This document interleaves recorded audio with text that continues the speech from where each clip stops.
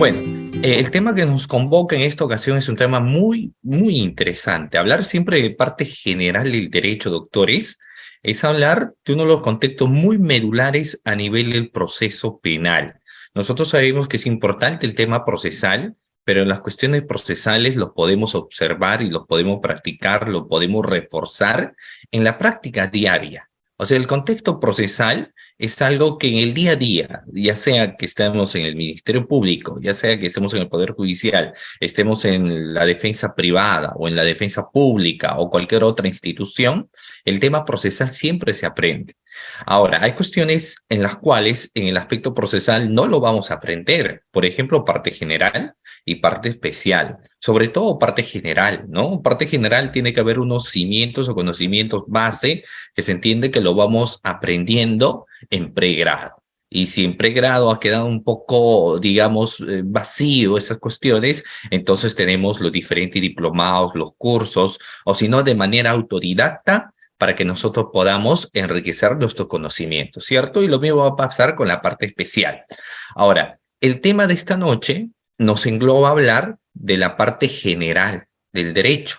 Y dentro de la parte general nos han convocado en esta ocasión para hablarle respecto a lo que viene a ser la acción, ¿de acuerdo? Entonces hablaremos sobre lo que es la acción, en qué consiste la acción, señalaremos obviamente la existencia de la teoría del dominio del hecho, la teoría de infracción del deber, y también hablaremos algunos matices sobre lo que viene a ser la omisión, y dentro obviamente de la omisión pura, o la omisión propia, ¿no? Y el otro, la omisión por comisión o omisión impropia, ¿de acuerdo? Pero también, antes de analizar esos dos, ese primer elemento, hablaremos situaciones en las cuales se dice que no se da la conducta humana, ¿no? Entonces hablaremos de los supuestos de ausencia de acción también en esta disertación y finalmente buscaremos concluir con lo que viene a ser la tipicidad y si nos alcanza tiempo, porque 2 horas para hablarles sobre el tema que yo le voy a disertar a veces es muy cortito, vamos a ver algunos matices de manera general del intercrímenes o si no, en todo caso ustedes a través de las diapositivas van a poder ingresar a mayor profundidad sobre esta temática, ¿de acuerdo? Muy bien. Dicho esto, rápidamente yo les voy a presentar las diapositivas y ustedes me confirman, doctores, si pueden visualizar las diapositivas en el chat, me dicen sí, profesor, visualizamos, no, profesor, visualizamos, ustedes ya me van señalando, ¿ya? Perfecto, muy bien, gracias a Sandy, Leonol, consultoría, David, Alexander, Nicole, perfecto. Entonces sí podemos ver, como ustedes pueden observar en la diapositiva, nuestro tema es hablar de la acción y el tipo. Y haremos algunos ejemplos sobre lo que vienen a ser casos prácticos, ¿ya? Ahora, vamos a hacer ronda de pregunta. No se preocupen, ustedes cuando quieran hacer una pregunta tienen la opción de levantar la mano, si no, algunas preguntas lo pueden hacer a través del chat. Entonces, doctores, en esta noche vamos a hablar parte general del derecho penal. Sabemos que para hablar de la parte general, esto está envuelto en una serie de teorías, ¿no? Por ejemplo, ¿qué es la teoría en primer lugar? La teoría no es otra cosa que un instrumento conceptual, doctores. Esa es la teoría, un instrumento conceptual que permite aclarar las cuestiones referentes a un hecho punible y que aparte de ello sirve como garantía para definir los presupuestos para poder calificar los diferentes hechos como delito o falta o cuestiones de atipicidad. En cuestiones prácticas, doctores, en el Ministerio Público, que es una institución en la cual yo laboro, diariamente llega una gran infinidad de denuncias. Por ejemplo, las fiscalías de violencia contra la mujer y los integrantes del grupo familiar, en un promedio diario pueden recibir hasta 200 denuncias. Las fiscalías comunes, las que ven delitos de robo y hurto, también podían recibir a diario cerca de 100 o 150 denuncias, porque son delitos frecuentes, ¿no? O son situaciones frecuentes.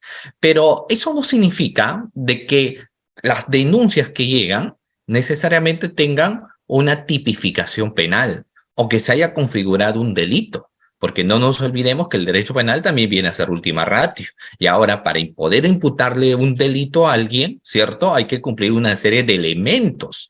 Entonces, a través de las teorías, nos va a permitir definir si los hechos que llegan en el Ministerio Público o cuando el juez lo analiza ¿realmente esto constituye un delito, una falta, o no constituye absolutamente nada? Entonces, a través de las teorías, nosotros nos podemos dar cuenta de ello. ¿De acuerdo? Muy bien. Así como se habla de la teoría, luego hay que hablar pues de lo que viene a ser el delito, ¿no? ¿Qué es el delito, doctores? ¿Cómo se entiende, cómo se define lo que viene a ser el delito? Miren, el delito en una definición tradicional lo empiezan señalando como una acción o una omisión que es penada por ley. El código, nuestro código penal, define al delito como acciones u omisiones que pueden ser de dos maneras, pueden ser dolosas o pueden ser culposas, ¿no? La dogmática penal, que es la que se habla mucho en la parte general, nos plantea que el delito va a venir a ser una conducta que es típica, antijurídica y culpable. Tenemos algunos dogmáticos como Murphy, Boslinsen o Belling que sostienen que el delito es un comportamiento, pero hay mucha atención. No nos dicen que es cualquier comportamiento, doctores, sino nos señalan que tiene que ser comportamiento de quienes. Y ahí un pequeño ejemplo, ¿no? ¿Qué pasaría si por un momento dicen quienes creen en vida extraterrestre y vienen pues los marcianos al planeta Tierra y dicen vamos a eliminar a todos los infieles, ¿no? Entonces ya hay un pensamiento de estos extraterrestres y exterminan a más de la mitad del planeta Tierra, a todos los infieles. La pregunta es, ¿a este extraterrestre podemos imputarle un delito o no lo podemos imputar un delito? Obviamente que no, ¿cierto? ¿Por qué? ¿Por qué no lo podemos imputar un delito? Porque nuestro ordenamiento jurídico, ¿qué nos señala? ¿Qué tipo de comportamiento tiene que ser? Un comportamiento humano, ¿cierto? Un comportamiento humano. Siguiente. ¿Qué bienes jurídicos tutelados nos señala nuestro ordenamiento jurídico? Dentro de uno de los bienes jurídicos tutelados tenemos la vida, ¿cierto? Tenemos también el cuerpo, tenemos la salud. Entonces, tenemos también la integridad humana. ¿Qué sucede si un perrito, o sea, cuánto de nosotros no nos gusta tener mascotas, ¿no? No sé si ustedes tienen algún perrito, alguna mascota, pero ¿qué sucedería si tú sacas a pasear a tu perrito que es de raza pitbull y termina mordiendo a otra persona y la mordida es tan feroz que termina arrancándole parte de la piel del brazo, por ejemplo, a una niña, ¿no? O sea, le genera una disfiguración. La pregunta es, este pitbull que arrancó parte de la piel de la niña, ¿le podemos imputar un delito? Porque, ojo, si uno es estricto, el pitbull realizó una acción, ¿cierto? Hay una acción por parte del pitbull, que hay un comportamiento por parte del pitbull, un comportamiento animal, ¿cierto? De morder y arranchar la piel. Pero, ¿se le puede imputar un delito? No, ¿cierto? ¿Por qué? Porque nos señala nuestro derecho penal que tiene que ser comportamientos humanos, ¿cierto? Tiene que ser comportamientos humanos. Eso nos refiere. Entonces, para poder imputar un delito, solo podemos imputar a personas humanas. Pero ahí ingresa la pregunta, ¿a toda persona humana le podemos imputar un delito?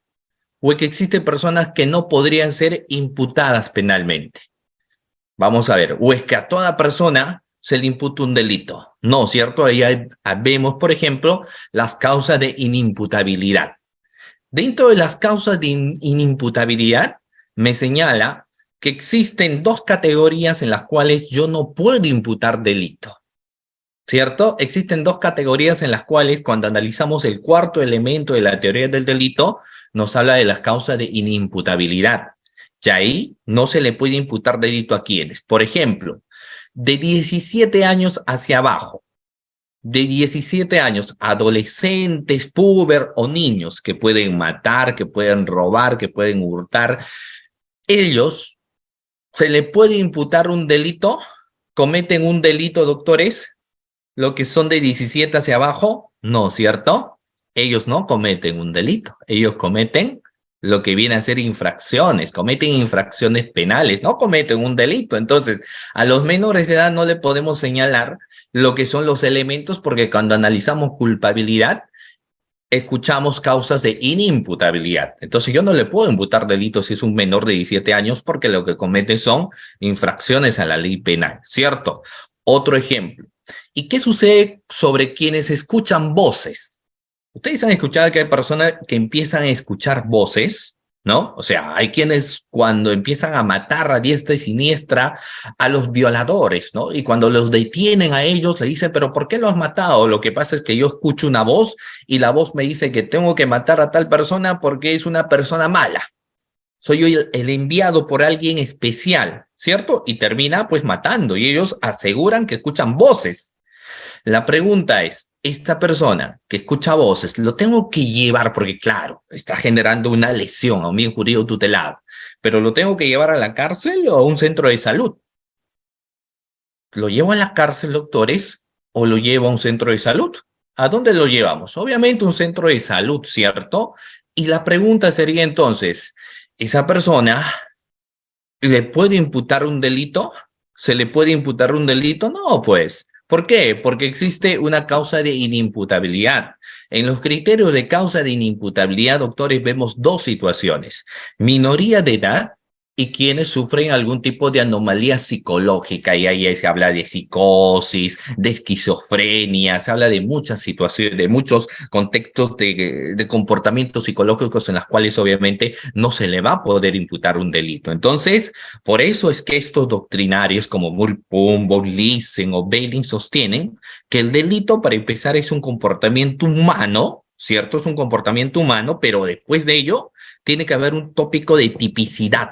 Es decir, tiene que existir un encuadramiento a un tipo penal en concreto. Asimismo, tiene que existir un conocimiento de la antijuricidad y no debe haber causa de justificación. Y finalmente, tiene que existir culpabilidad y dentro de ello no tiene que haber causa de inimputabilidad, ¿no es cierto? Ahora, el tema de punibilidad técnicamente no ingresa dentro de lo que viene a ser los elementos de la teoría del delito. ¿Saben ustedes por qué, doctores? Porque la punibilidad forma parte de la teoría de la pena. Pero bueno, hasta ahí hablamos entonces de lo que es el delito, ¿no? Inicialmente.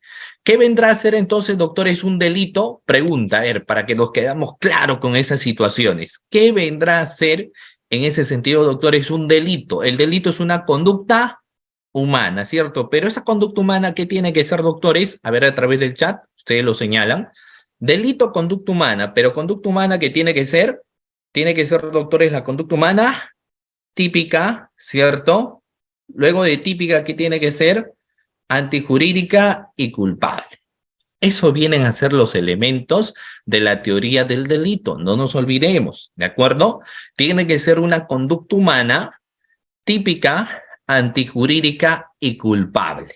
No punible, ¿saben ustedes por qué? Porque los criterios de punibilidad forman parte de la teoría de la pena, no de la teoría del delito, ¿de acuerdo? Sino de la teoría de la pena. Algunos, claro, empiezan señalando también la punibilidad, pero eso es una descripción antigua actualmente, ¿no? Las cuestiones de punibilidad siempre lo vamos a ver a través de lo que viene a ser, doctores, teoría de la pena. ¿De acuerdo? Muy bien. Entonces, claro, la definición tripartita, ¿de acuerdo? También podría haber bipartita, pero lo que hoy en día va a haber una predominancia más de las cuestiones que nos señalan, acciones típicas, antijurídica y culpable, ¿no? Muy bien, vamos a ver acá. Luego de ello, doctores, sigamos. Entonces, ustedes lo han señalado porque estos se llaman elementos de la teoría del delito y existe también otra denominación que le suelen señalar. ¿Cuál viene a ser? Elementos del hecho punible. Hay muchos textos o muchos libros que no nos señalan elementos de la teoría del delito, ¿de acuerdo? No señalan elementos de teoría del delito, sino señalan elementos del hecho punible. Así lo definen doctores. Entonces, si, por ejemplo, existe una pregunta para postular al PROFA o al examen de la magistratura y te dice cuáles son los elementos del hecho punible, ¿cuál sería tu respuesta, doctores? ¿Cuáles serán los elementos del hecho punible? La acción, la tipicidad, ¿cierto? La antijuricidad y la culpabilidad. Es lo mismo que te pueden decir teoría del delito, elemento del hecho punible, ¿ya? Es una pregunta que a veces le puede venir con trampa. Entonces ahí tenemos los elementos. La conducta típica, antijurídica y culpable, ¿cierto? Muy bien. Existe una serie de teorías respecto a la conducta, que puede ser la causalidad, la teoría finalista y la teoría funcionalista. Esto simplemente lo mencionamos. Hoy en día, de estas tres teorías, la que se utiliza, ¿no? La que casi en todos los casos vamos a analizarlo, es la teoría funcionalista. ¿Por qué? Pero porque entendamos qué es la teoría de la causalidad. Ahí nos interesa saber cuál fue el motivo, el origen. Si hay un delito de homicidio, nos interesa saber por qué lo mataron, cuál ha sido la causa, ¿no? Bueno, un ajuste de cuentas, un lío sentimental, un cobro de cupos, etcétera. Necesitamos saber la causa que originó la comisión de un delito. En cambio, en la teoría finalista nos interesa ver el resultado, ¿no? O sea, no nos interesa saber quién disparó o cómo disparó. Lo que nos interesa saber es si ese disparo produjo una muerte o produjo una lesión. O sea, nos guiamos en el resultado, ¿no? O sea, las cuestiones de tentativa, por ende, en la teoría finalista muy poco se suelen observar porque lo que interesa es ver si ha existido o no un daño a un bien jurídico tutelado. En cambio, en la teoría funcionalista se fusionan los dos. O sea, nos interesa saber el motivo, la causa, pero también nos interesa saber la finalidad, ¿no? O sea, nos interesa saber por qué Pepito disparó a Juan, un ajuste de cuentas. Nos interesa saber también si producto de ese disparo le ocasionó una lesión o lo mató, ¿cierto? También nos interesa saber si eso quedó quizás en grado de una tentativa, acabado o inacabado. Hoy en día, lo que se hace una ponderación más es a través de una teoría funcionalista. ¿De acuerdo? Muy bien. Ahora, hasta aquí hemos hablado de comportamientos humanos, ¿cierto? De conductas humanas. Pero pregunta, doctores, ¿y las personas jurídicas? Y las personas jurídicas, doctores, las empresas, por ejemplo, Odebrecht, otras empresas Camargo, Correa, las empresas como tal que suelen participar muchas veces en proceso de licitación, en proceso de contratación, doctores, ¿las personas jurídicas responderán a título de autores o no? ¿La persona jurídica responden a título de autores o no? No, ¿cierto? ¿Por qué no? ¿Por qué? Porque no lo señala nuestro ordenamiento jurídico, tan sencillo como eso, ¿cierto?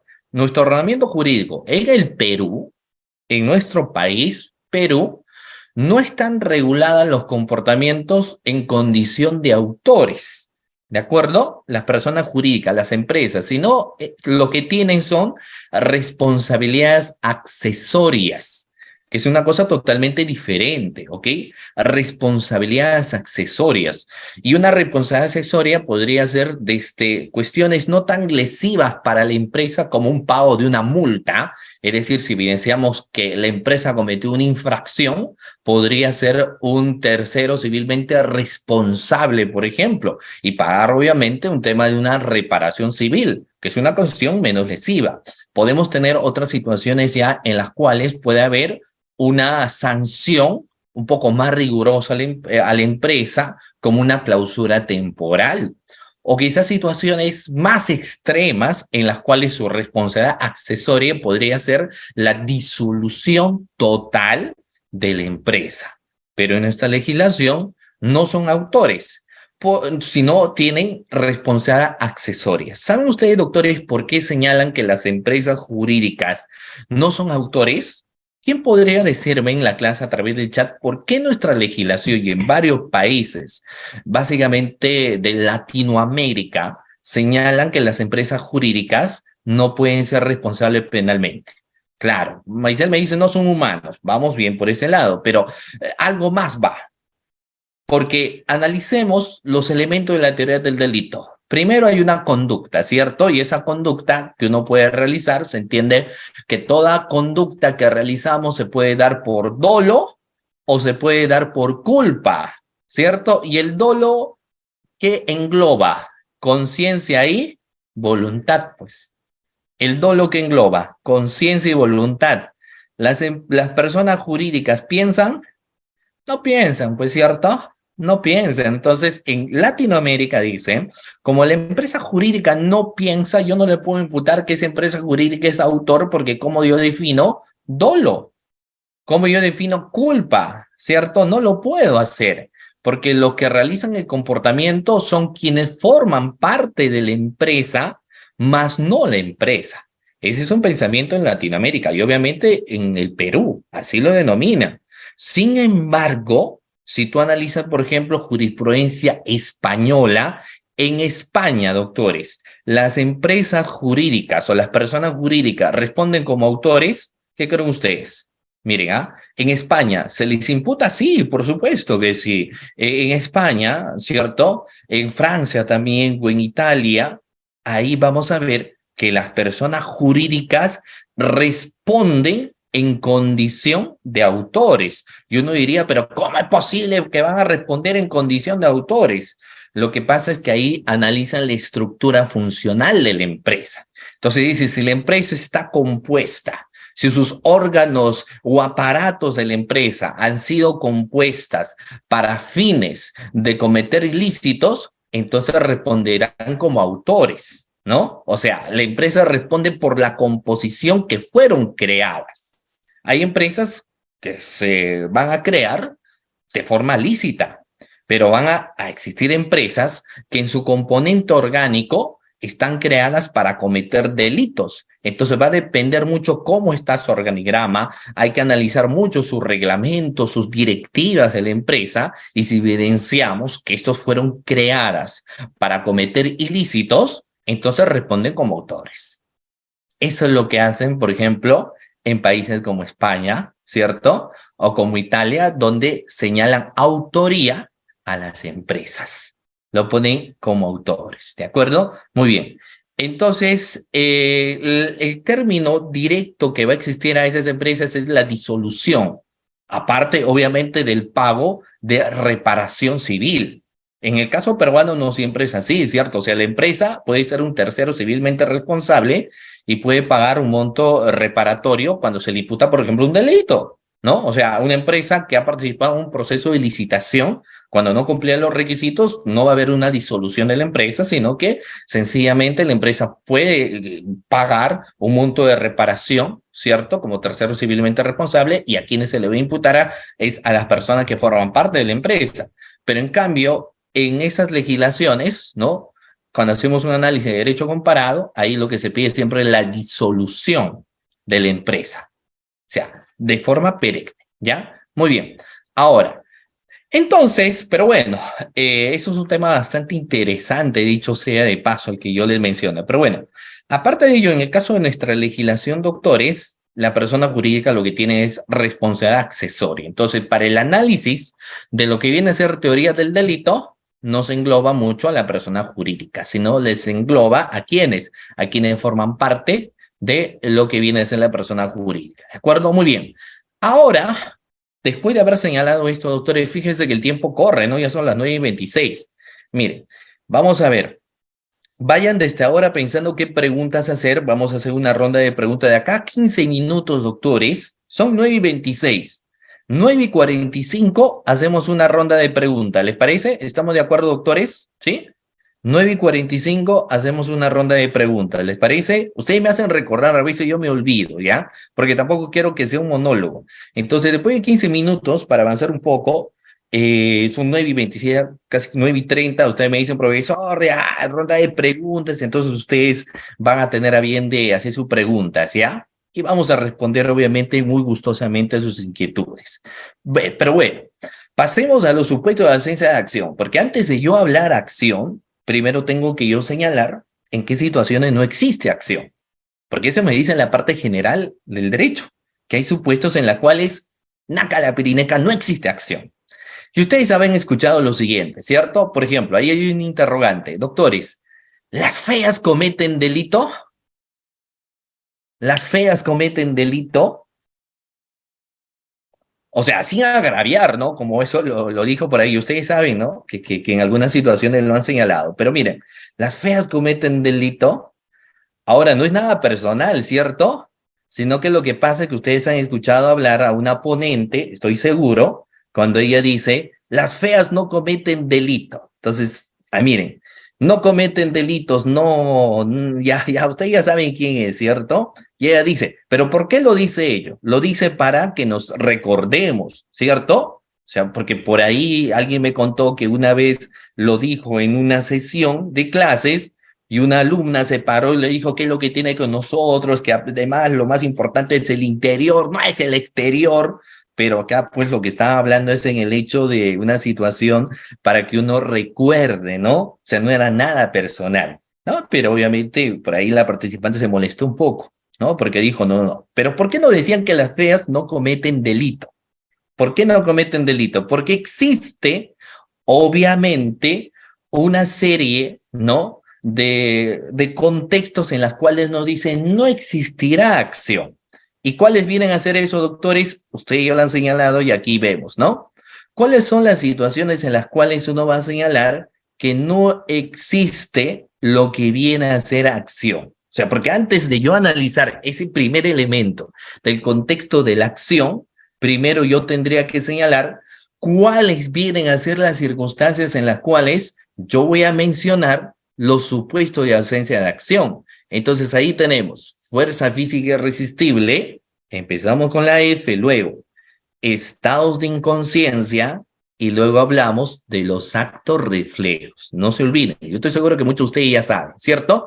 Pero no hay que olvidarnos que cuando hablamos de los supuestos de ausencia de acción, hay que tener en claro siempre la existencia de fuerza física irresistible, los estados de inconsciencia y los actos reflejos. Claro, hay algunos de ustedes que ya lo habían captado, ¿no, doctores? O sea, hay algunos cuando yo les decía la fea no cometen delitos, ustedes ya sabían a qué me refería. Pero hay otros que recién ahorita, cuando se han dado cuenta, porque claro, lo que empieza señalando son las iniciales, pues.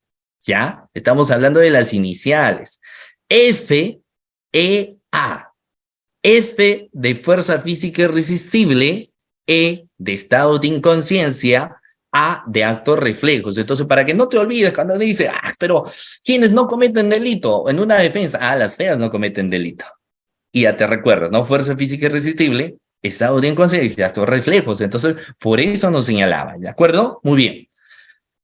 Luego de eso, entonces es importante señalar cada uno de ellos, ¿ok? Miren que lo primero que nos empieza mencionando es la fuerza física irresistible, ¿no? Cuando nos habla, doctores, de la fuerza física irresistible, esta figura va o se encuentra dentro del componente corporal, es decir, nosotros entiende que podemos dominar nuestra voluntad corpórea, ¿cierto? Se entiende que nosotros si decidimos agarrar un libro, agarramos el libro. Si deseamos correr, bueno, corremos. Si deseamos gritar, gritamos. Si deseamos trepar un árbol, trepamos el árbol. Es decir, se entiende que tenemos un movimiento corpóreo, tenemos un dominio de la acción. Pero en la fuerza física irresistible o en la fuerza irresistible, es imposible, doctores, poder maniobrar la voluntad corpórea. Es imposible. ¿Por qué? Porque esa fuerza es externa. Puede prevenir de la fuerza de la naturaleza o de un tercero o de una circunstancia en la cual nos es imposible a nosotros poder maniobrar la voluntad corpórea. Vamos a ver algunos ejemplos respecto a ello. Miren ustedes, ¿qué sucede si se produce un terremoto? Bueno, va a depender obviamente del tipo de terremoto que se produzca, pero si es un terremoto en una escala 7, o escala 6, o escala 8, hay el movimiento telúrico, pues me va a ser imposible cuando estoy caminando, se va moviendo la tierra.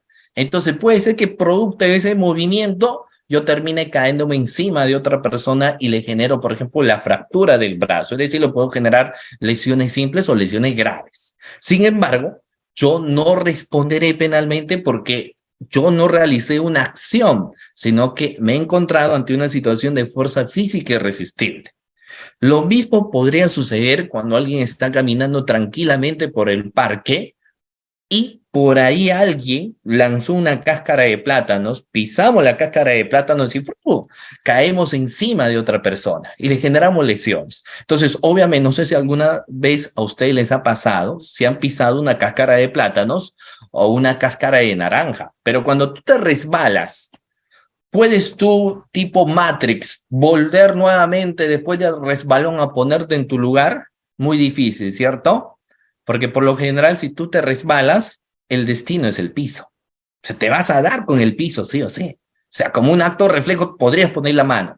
pero muy difícil que en ese momento, cuando ya te da ese resbalón, es inevitable, ¿cierto? Entonces, eso, por ejemplo, es un claro ejemplo de una fuerza física irresistible. Ahora, esto también va relacionado a aquellos contextos o situaciones donde ya es imposible producto no solamente de una fuerza de la naturaleza, sino de una fuerza mecánica. Por ejemplo, ¿qué sucedería? Y ojo, claro que aquí no hablamos situaciones de culpa, de negligencia. ¿Qué pasaría si tú te compras un automóvil último modelo? Pasa la revisión técnica, todo ok, y tú empiezas a conducir tu vehículo a una velocidad permitida. Pero de repente, 15 minutos después, tus frenos, no sabemos por qué, porque se entiende que en la revisión técnica te dijeron todo ok, pero te fallan. Y haces todo lo posible para frenar el vehículo, pero el vehículo termina atropellando a una, a dos personas y lo mata. Esa situación, como tú no fuiste negligente, actuaste con prudencia, pero fue una falla mecánica, también no habrá existido acción, sino será producto de una fuerza física que en este caso, claro, es una fuerza mecánica irresistible. Fue más allá del hecho de que alguien haya sido negligente, ¿cierto? Y esto suele suceder también. Entonces, ese es el primer caso. Vayamos al siguiente. Luego nos hablan de los movimientos reflejos. Todos nosotros, doctores, siempre vamos a tener algún movimiento reflejo. Todos. Es un movimiento involuntario, pero proveniente de una fuerza externa. Es decir, las personas que bajo movimientos o actos reflejos podrían levantar la mano, podrían levantar el pie. No sé si a ustedes alguna vez, doctores, les han asaltado o les han intentado golpear. Como acto reflejo, ¿qué sucede con algunas personas? Se tapan y se ponen en forma de bolita, ¿cierto? Como acto reflejo, o sea, agarran la cabeza. Pero hay otros como acto reflejo, levantan la mano, ¿cierto? O levantan el pie. O sea, ellos no se dan cuenta, pero fue un acto reflejo, producto obviamente de un estímulo anterior. Entonces, ¿qué sucedería si esto es un caso también que se dio hace muchos años atrás, donde vino un delincuente, ¿no? Y el delincuente usaba lentes y vino pues a golpearle a un jovencito y el jovencito como acto reflejo levantó la mano y le impactó pues el codo en el vidrio del lentes y el lentes ¡prum! Explotó y los vidrios ingresaron al ojo de este señor y le dejó ciego, ¿no? Pero obviamente ahí se hizo todo un análisis y se vio que el chico no había actuado ni por negligencia, nada, sino como producto de un acto reflejo, porque veía que alguien le iba a pegar, levantó las manos. Entonces, no se le imputó obviamente ningún tipo de responsabilidad. Eso es un acto reflejo, ¿no? Muy bien. Ahora, acá tenemos otro ejemplo, muy bien. Por ejemplo, otro ejemplo sucede cuando el sujeto está bajo una paralización momentánea, no dice, sea por la impresión física o psíquica, ¿no? Pero bueno, los actos reflejos entonces son actos involuntarios, ¿ok? Luego tenemos el estado de inconsciencia. Ya el estado de inconsciencia es distinto. Claro, como me dice acá, por ejemplo, puede ser un instinto de conservación, un acto reflejo de defensa, ¿no?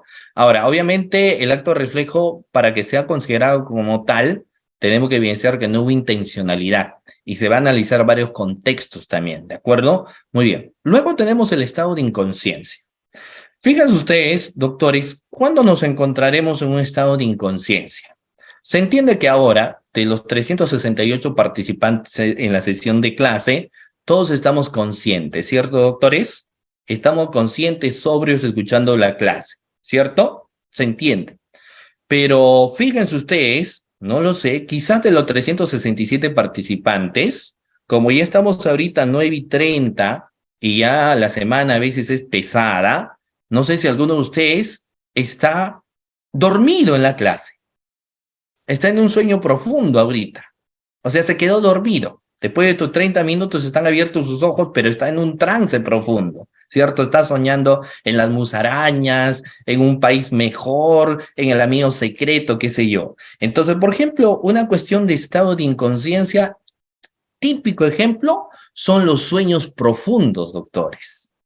Los sueños profundos es un ejemplo típico de un estado de inconsciencia, ¿cierto? Porque si yo les preguntara, ¿te recuerdas lo que soñaste anoche? Algunos me dirán, sí me recuerdo. Hay otros que ya no se recuerdan, se han olvidado, ¿cierto? Se han olvidado. Entonces, eso es un estado de inconsciencia. La persona no logra, o sea, o hay algunos que, por ejemplo, sueñan, ¿no? Y es tan real su sueño que se despiertan en su propio sueño, ¿cierto?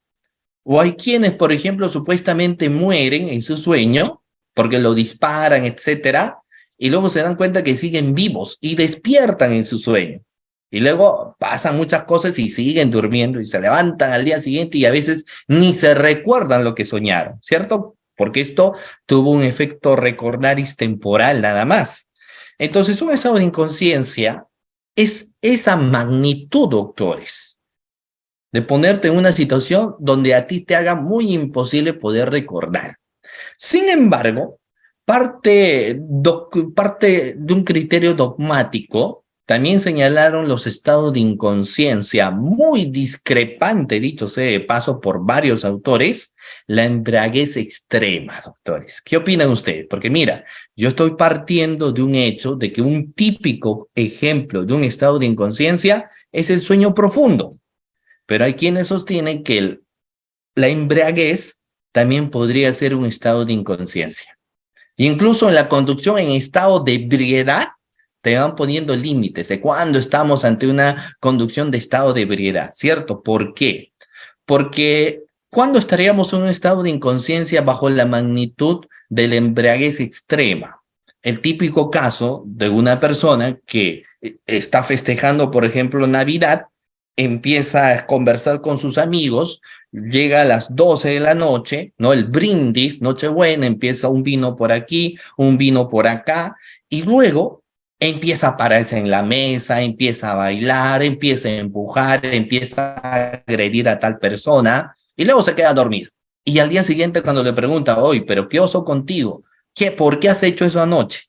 Esta persona dice, oiga, yo no recuerdo nada. Lo último que recuerdo que estaba conversando pues con mi vecina y de ahí ya no recuerdo nada, borré cassette, ¿cierto? Borré cassette. Y ese es un caso típico, ¿no? De las personas que te dicen no recuerdo. Pero el gran dilema es si eso realmente es un estado de inconsciencia. Parte del contenido dogmático nos dice que la embriaguez extrema es un estado de inconsciencia. Asimismo, cuando una persona consume droga, alucinógenos, podría ser un estado de inconsciencia. Sin embargo, eso es bastante discrepante. ¿Saben ustedes, doctores, por qué? Porque las personas, los organismos de las personas no responden igual, ¿ok? No responden igual. Y eso ustedes lo pueden saber, ¿cierto? Por ejemplo, yo estoy seguro que de los 378 participantes, algunos pueden consumir 1, 2, 5, 6, 7, 8 cajas de cerveza y están paraditos, ¿cierto? Paraditos, se recuerdan todos y siguen tomando todavía. Y pues siguen sobrios. O sea, por ahí con los ojos desorbitados, con los cachetes calientes, pero se recuerdan todo, ¿cierto? Pero estoy seguro que hay quienes consumen solamente un vasito o 2 vasitos, ya están cantando pues las canciones, empiezan a llorar, a bailar, pararse de mano, etcétera, ¿cierto? Y eso ustedes solamente lo saben. Entonces, poder señalar, doctores, que la embriaguez extrema es un estado de inconsciencia de manera general, imposible, pues. Es tanto como decir el hombre promedio. O sea, todas las personas somos diferentes. Todas las personas resultan siendo diferentes. Todas las personas son distintas. Entonces, por ende, un estado de inconsciencia en la actualidad es muy difícil hacer una comprobación, porque depende de cada individuo. Claro que se ponen reglas, pero los parámetros, pues, de una u otra forma terminan siendo un poco discrecionales, ¿no? No todo es la regla. Ahora, sin embargo, nuestro ordenamiento jurídico dijo también, oiga, pero no se olviden del acto liberi causa. ¿Qué significa el acto liberi causa, doctores? Que hay personas que incluso en la actualidad, para que luego digan que no existe acción, empiezan a consumir licor Para violar. ¿Consumen licor? ¿Para qué más? Para hacer actos contra el pudor. ¿Para qué más? Para cometer delitos de tocamientos indebidos. ¿Para qué más, doctores? También, por ejemplo, para robar, ¿no? Para que cuando luego se les entrevista digan la frase no recuerdo, estaba ebrio. Pero si se logra demostrar que la persona más bien creó esa situación, más bien termina siendo un agravante. Si consumió droga para cometer un ilícito, es un agravante. Entonces, hoy en día, lejos de ser una situación de un supuesto de ausencia de acción, los temas de embriaguez o los temas de drogadicción, más bien en muchos de los casos son agravantes. ¿Ok? Son agravantes. ¿Ya? Muy bien. Entonces tengamos en cuenta eso también. Ahora, nos tocaría hablar del tema de la acción. Ahora, yo les dije, si ustedes tienen alguna pregunta, me lo hacen recordar, ¿ya? Muy bien, vamos a ver eso. ¿Listo? Entonces pasamos a la acción. Pero antes de pasar, obviamente, a la cuestión de la acción, yo quiero preguntarles si ustedes tienen preguntas, porque ya somos 9:44. ¿Habrá preguntas en la clase, doctores? A ver. Vamos a ver, ¿no? A ver, quienes tienen sus preguntas, doctores, pueden dar la opción de levantar la mano, porque son 9 ya y 9:44, y vamos a responder por sus preguntas, ¿ya? Ok, Excelente, doctor. ¿Sí? sí, ¿Yo les doy pase, doctor? ok, sí. Perfecto. Muchísimas gracias. Estimados participantes, tener activo su cámara para darles pase al audio. ¿Sí? Es una pregunta por estudiante, por favor, para que así más puedan interactuar. Doctora Delia, buenas noches. Gracias por activar su cámara. Bienvenida a Audiápolis. Hola, buenas noches. Mi duda es la siguiente. A pesar de que haya un estado de inconsciencia, no hay manera de demostrar que la persona, o más que demostrar, no hay manera de responsabilizar a la persona que cometió el hecho punible. En este caso de violación, por más que haya estado inconsciente por estar embriagado, no hay manera de que se le responsabilice, o sea, que no quede impune la acción que cometió. Ya, ok, muy bien, claro. Lo que pasa es que dentro de ese análisis vamos a tener siempre dos posiciones. La primera es de que una persona habría cometido un delito de violación y estaría buscando una justificación señalando de que se ha embriagado y por ende no hay un supuesto de acción, ¿no? Estamos ante la existencia de un supuesto de ausencia de acción. Esa es la primera situación. Sin embargo, el otro contexto sería de que realmente esto se haya dado de esta manera, de que hayan empezado a bailar, hayan empezado a consumir licor y no se hayan dado cuenta, ¿no? De lo que estaban haciendo.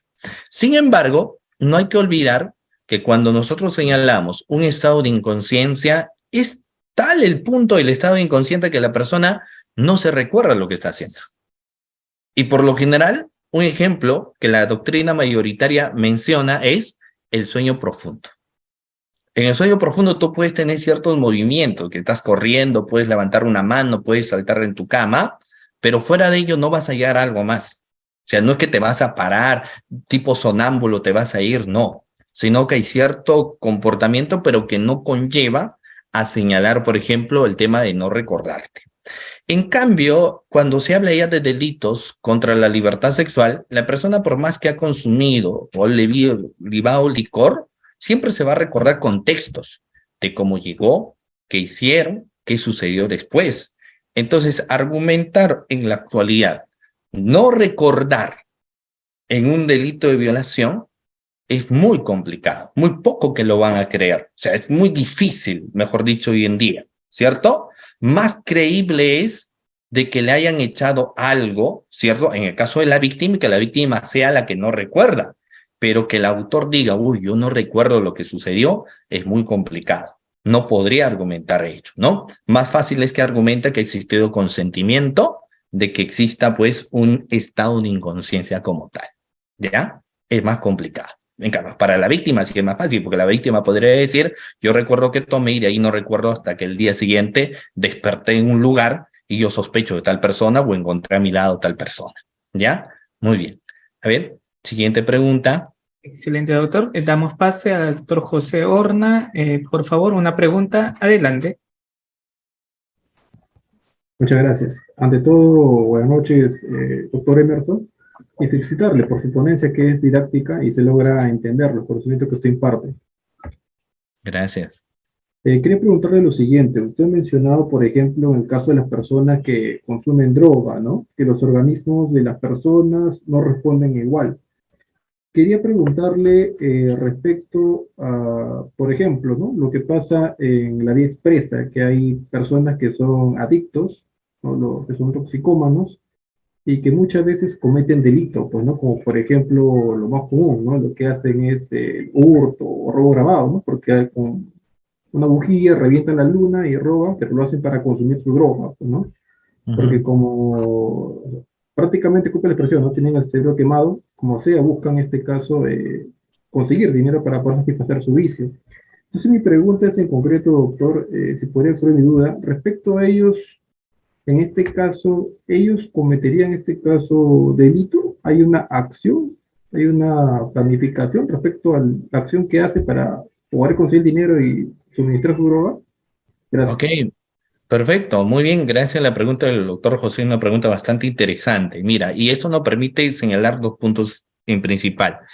Primero, en un supuesto de ausencia de acción, sobre el tema del estado de inconsciencia, el punto tiene que ser tal donde la persona le es imposible poder desplegar voluntariamente alguna acción.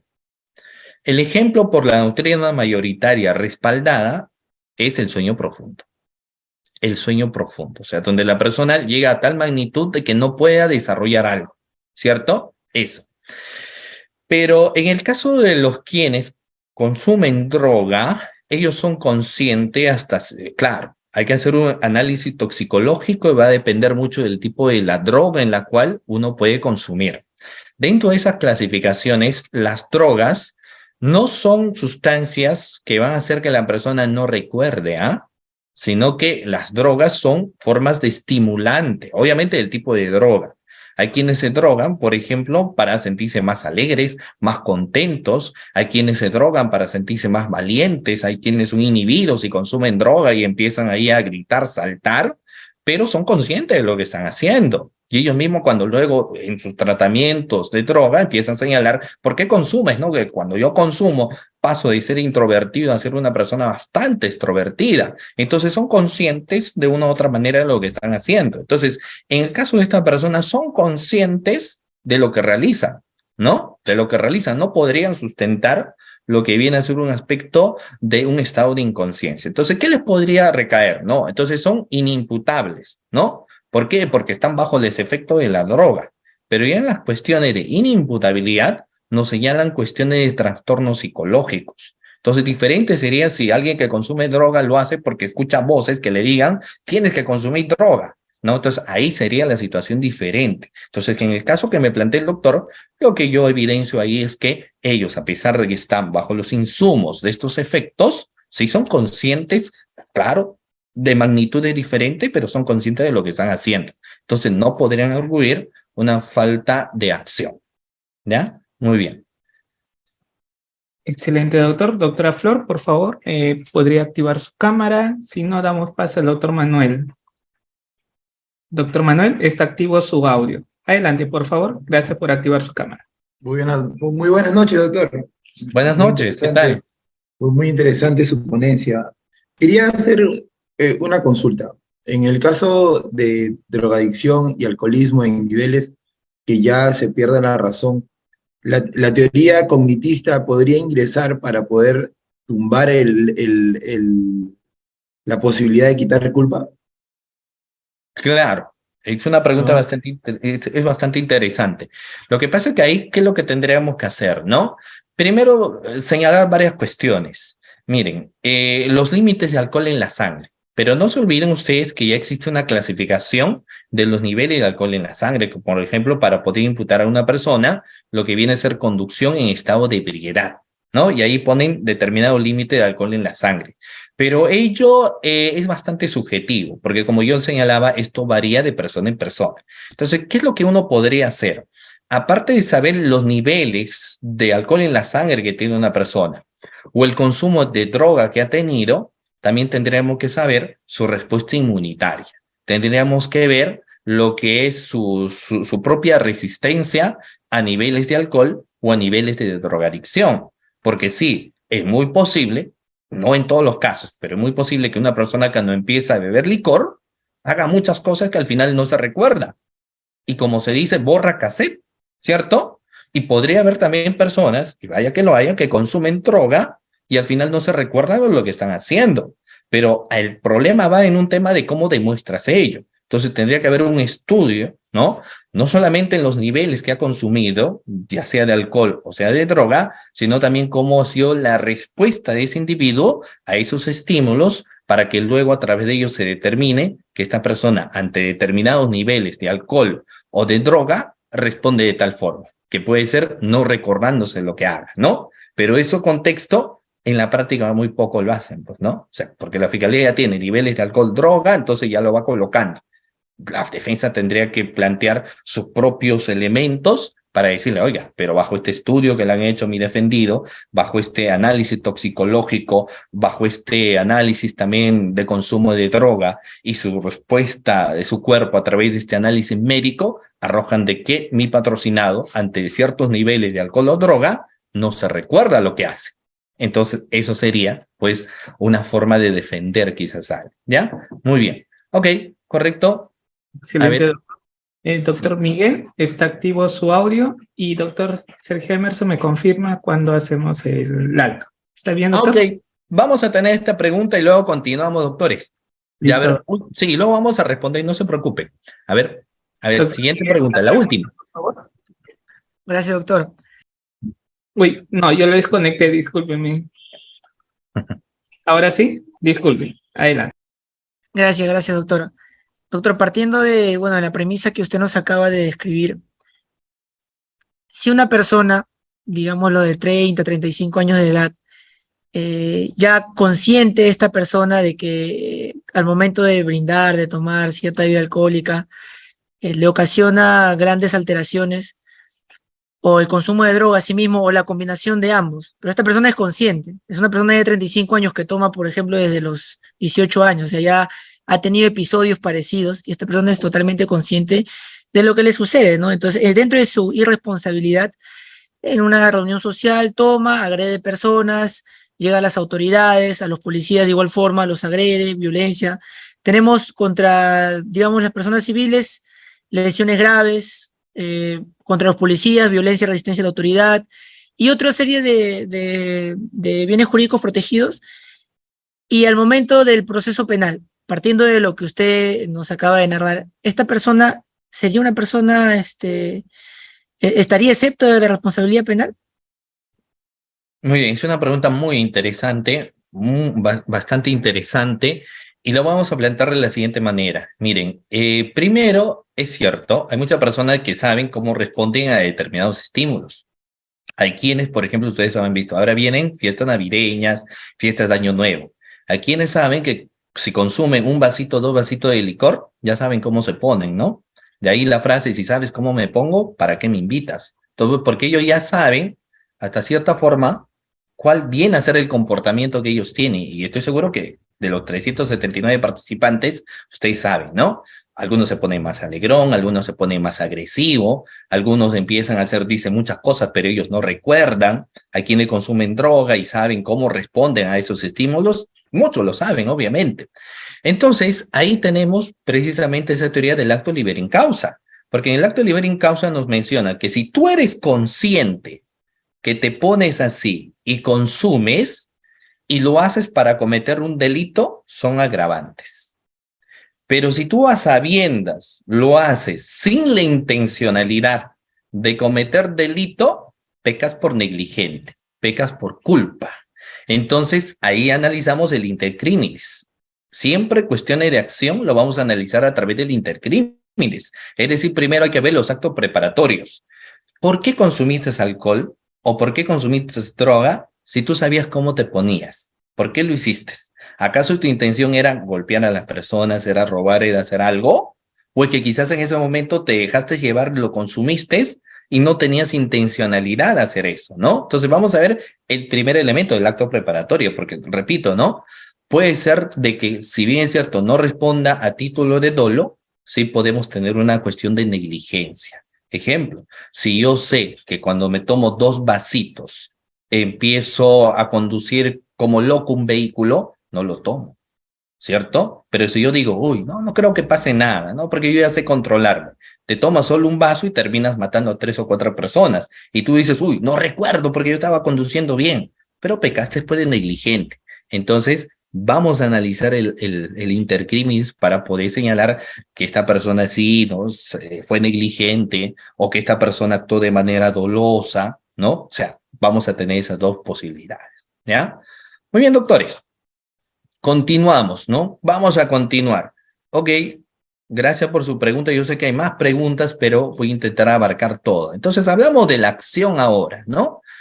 Todos estos materiales ustedes obviamente lo van a tener, ¿no? Son un promedio, creo, de 87 diapositivas. Ustedes lo van a analizar a mayor profundidad.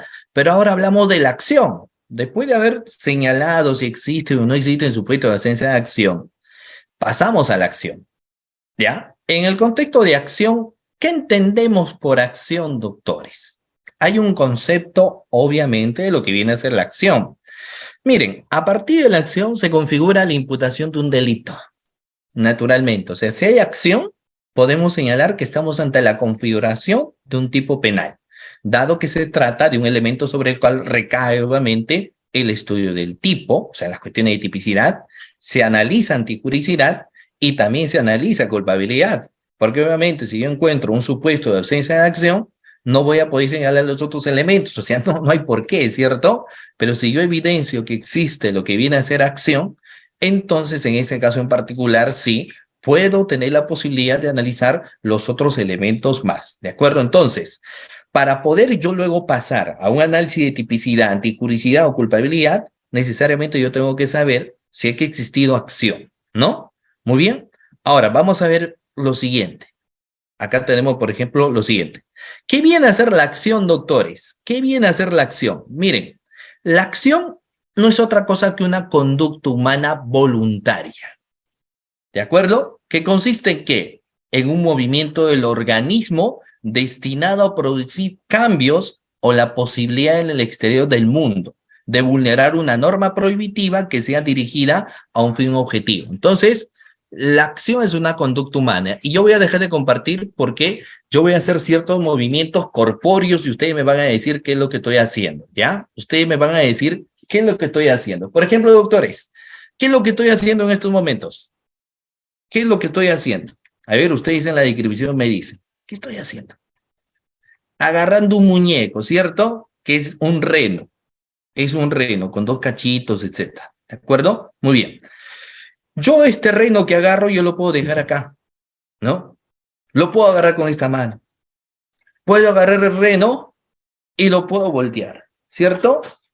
Puedo dejar aquí. Puedo agarrarme los lentes, puedo sacarme los lentes, puedo ponerme. ¿Qué hago? Puedo agarrar el micrófono, ¿cierto? ¿Qué más? Puedo agarrar el mouse, ¿cierto? Puedo hacer todo movimiento corpóreo. Eso viene a ser la acción. Todo movimiento corpóreo. Naturalmente, en contexto del derecho penal, el movimiento corpóreo está dirigido a lesionar bienes jurídicos tutelados. Por ejemplo, en los casos de las lesiones corporales. ¿Cuál vendrá a ser un ejemplo típico de un movimiento corpóreo que lesione la integridad de un individuo? Cuando le das, pues, ¿qué le das, doctores? Puñetes, ¿cierto? Cuando le agarras del cabello, cuando le das codazos, cuando le das puñetes, cuando le das patadas, cuando le das cabezazos, ¿cierto? Entonces está realizando un movimiento corpóreo. Tú eres voluntario de realizar eso, ¿cierto? O si tú ves un objeto, lo tienes en tu mano y te llevas. Eso es un movimiento corpóreo, ¿cierto? O si tú agarras un vaso y ves que una persona viene y le lanzas el vaso en el rostro y le generas lesiones. Esos son movimientos corpóreos. Ahora, en los casos de los delitos contra la vida, puedes agarrar un arma. Obviamente esto no es un arma, pero tú agarras y ¡frum! Puedes disparar, ¿cierto? Entonces, la acción viene a ser todo movimiento corpóreo, regreso a la diapositiva, es todo movimiento corpóreo o toda conducta que es voluntaria, que va a estar destinada a generar una lesión a un bien jurídico tutelado o vulnerar una norma prohibitiva. Porque la norma prohibitiva me dice no lesionar, no robar, no matar, no violar, pero en el movimiento corpóreo realizo esas acciones. ¿De acuerdo? Eso viene a ser la acción, una conducta voluntaria. Ahora, el maestro Tavares, ¿qué nos señala? La acción es toda conducta que va más allá del hecho de yo realizar movimientos corpóreos, porque me dice el maestro Tavares que la conducta también viene a ser un comportamiento que tiene que ser consciente, ¿de acuerdo? Y se materializa con la expresión de la realidad humana, de lo que hacemos diariamente. Entonces, para que exista una acción que se vulnere un bien jurídico tutelado, yo tengo que ser consciente de lo que estoy haciendo. Yo tengo que ser consciente que estoy golpeando a alguien. Tengo que ser consciente, aparte de eso, que lo que estoy realizando, tengo que conocer el injusto penal, tengo que saber que lo que estoy realizando es malo. Tengo que saber que violar está prohibido. Tengo que saber que golpear está prohibido, ¿cierto? Eso es lo que nos señala Tavares. O sea, que esos movimientos corpóreos no es solamente mover la mano, hacer esto, hacer lo otro, sino que tiene que ser consciente y tiene que saber que estás generando una lesión o poniendo en peligro un bien jurídico tutelado. Es decir, el conocimiento del injusto penal. ¿De acuerdo? Del injusto penal. Eso nos habla de la acción. Ahora, la acción, doctores, tiene una serie de elementos. Pregunta, ¿cuáles son los elementos de la acción? ¿Cuáles vendrán a ser, doctores, los elementos de la acción? Fíjense ustedes que son 3, ¿ok? Los elementos de la acción, doctores, vienen a ser 3. El primero de ellos, la manifestación de la voluntad, el impulso volitivo. O sea, yo tengo que tener voluntad que lo que estoy haciendo es prohibido. Si yo sustraigo un celular para que yo diga que hay acción, no solamente es el hecho de que yo agarre el celular y me lo lleve, sino va también el hecho de yo querer llevarme ese celular. El impulso volutivo, de la voluntad. O sea, yo soy consciente que haga. Lo mismo sucede en el delito de homicidio. No es solamente el hecho de disparar a alguien, sino va en el hecho de querer disparar a alguien, de tener voluntad de tener que disparar. Eso es lo que nos habla del contexto de la acción. Por ejemplo, miren, porque ¿qué sucedería? Y ustedes me van a señalar, ¿ya? ¿Qué sucedería si yo, por ejemplo, por ahí agarro un arma? Estoy agarrando pues un arma y estoy jugando con el arma y de repente, ¡frum!, se da un disparo. La pregunta es, ¿ha existido acción o no? ¿Qué opinan ustedes? ¿Habrá existido acción? O sea, una cosa diferente que yo agarro el arma y tengo la voluntad de disparar a alguien, pero en el ejemplo que yo les pongo, estoy agarrando un arma, estoy jugando con el arma y ¡frum!, me sale un disparo. ¿Existe acción o no existe acción? ¿Ha existido acción o no ha existido acción? Fíjense ustedes que lo que nos señala como elemento de la acción, ok, miren, es lo siguiente. La manifestación de la voluntad, el impulso volutivo que se produce a través de un movimiento, una conducta temporal externa o una actuación de la gente. Entonces, en ese caso sí ha existido una acción, ¿no? Pero como ustedes ya lo han señalado, es una acción negligente, no es una acción intencional. Entonces, las acciones también se pueden dar por negligencia, como en este caso. ¿Y por qué les señalo eso? Porque hay quienes antes sostenían que las situaciones de acción solamente tienen que ser conscientes. O sea, yo querer golpear a alguien, yo querer disparar a alguien.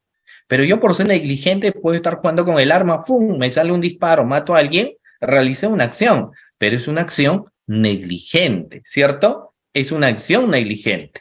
El segundo elemento nos dice el resultado, que podemos definir como el efecto externo de la acción en el derecho penal, califica para reprimirlo y el ordenamiento jurídico tipifica para sancionarlo. Naturalmente, no toda acción que uno realiza genera obviamente una responsabilidad de derecho penal, ¿cierto? Hay determinadas acciones que no van a tener ningún tipo de reproche, ¿no? Entonces, lo que nos señala porque miren, doctores, ¿qué situaciones de acción dejo de compartir también? ¿Qué situaciones de acción me conllevan a analizar que no tiene relevancia penal. Por ejemplo, doctores, ¿qué acción no tiene relevancia penal? Si yo hago esto, mucha atención, ¿tiene relevancia penal? No, ¿cierto? Pero estoy realizando un movimiento corpóreo, sí, pues estoy levantando la mano y estoy moviendo, ¿cierto? ¿Pero tiene relevancia penal? No tiene relevancia penal. Ahora, ustedes saben lo que hizo el portero de Argentina, ¿cierto? Cuando le dieron el premio. ¿Tiene relevancia penal o más es un tema de comportamiento? Porque realizó una acción, ¿cierto? O sea, agarra y ya saben ustedes lo que hizo. Hay un movimiento corpóreo, pero la pregunta es, ¿tiene relevancia penal? No, pues cierto, puede ser que por ahí a algunos no les parezca y digan, etcétera, ¿no? Pero vamos a ver. Entonces, fíjense ustedes que la acción también nos dice que tiene para señalarse que estamos ante una acción, no es cualquier acción, sino que es una acción que tiene que generar una lesión a un bien jurídico tutelado y que aparte de ello tenga que estar subsumido dentro de lo que viene a ser un tipo penal, pues.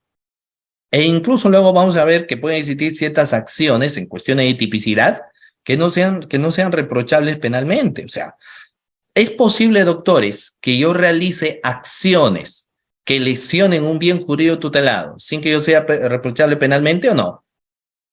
Por ejemplo, si yo empiezo a golpear a una persona, ¿no? Golpe, patada, puñete, pero es porque estoy participando en un concurso de Muay Thai, de acuerdo a un concurso como tal, lucha libre, y a la otra persona pues lo dejas con el ojo morado, ¿no? Lo dejas con la pierna rota, pero por ejemplo, ¿esa acción tiene un reproche penal? No, pues, ¿cierto? Porque cuando analizamos del tipo, esto es un riesgo socialmente permitido, ¿cierto? Entonces, la acción puede darse en situaciones en las que incluso no tienen reproche penal. Entonces, por ende, el segundo elemento nos dice que toda acción necesariamente tiene que tener una subsunción en un tipo, ¿ya? Luego vayamos al último. Hay que analizar la relación de la causalidad entre la manifestación de la voluntad y el resultado, ¿no? Puesto que si existe tal, se sigue el supuesto criminal hasta la responsabilidad penal. También eso es importante, ¿no?